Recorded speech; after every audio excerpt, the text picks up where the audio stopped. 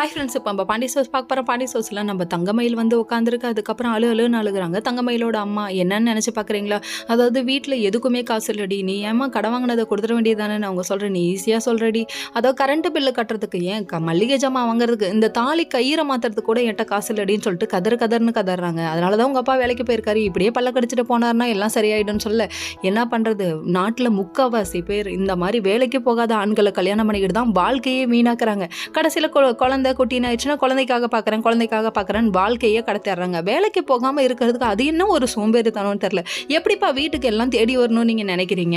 உங்களுக்கு ஒரு காலகட்டத்துக்கு மேலே வேலைங்கிறது வெறுத்து போயிடுது. ஆனால் அந்த பெண்களுக்கு வெறுத்துருச்சுன்னா வீட்டில் உள்ளவங்களோட நிலைமை எப்படி இருக்குன்னு யோசிச்சு பாருங்க. இந்த மாதிரி நிலைமையிலேருந்து இந்த சூழ்நிலை வளர்ந்தவங்க நிறைய பேர் கண்டிப்பாக இருந்திருப்பீங்க. அதெல்லாம் ரொம்ப கொடுமையான ஒரு விஷயம் தெரியுமா?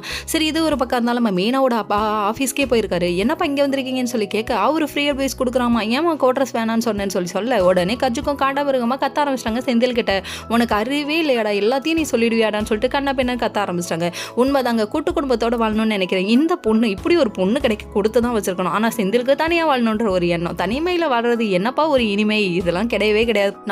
நமக்கு இருவர் நீ வேணா இருக்கலாம்ப்பா, நான் அப்படி இருக்க மாட்டேன்னு திட்டி விட்டு வச்சிட்டாங்க. நம்ம ராஜு ஒரு பக்கம் கதிருக்காக சாப்பாடு எடுத்துட்டு வந்து கொடுக்க, இங்கே இவர் ஒரு பக்கம் ஐஸ்வர்யான்னு சொன்னனே ஐஸ்வர்யம் வரும்னு சொன்னனே ஐஸ்வர்யான்ட்டாரு. நல்லா வருவீங்கடா கீழே நம்ம தலைவர் அடித்த டைலாக் தான், நல்லா தான் இருக்கு. இது ஒரு பக்கம் இருந்தாலும் சரவணனுக்கு செம்ம காண்டு. ஏன்னு கேட்டால் தங்கமயிலோட அப்பா அலப்பறை பண்ணுறாரு. அது மட்டும் இல்லைங்க, கல்லால் கை வச்சு காசு எடுக்கிறாருன்னா எவ்வளோ பெரிய திமிரு இருக்கும். ஓகே ஃப்ரெண்ட்ஸ், நெக்ஸ்ட் வீடியோவில்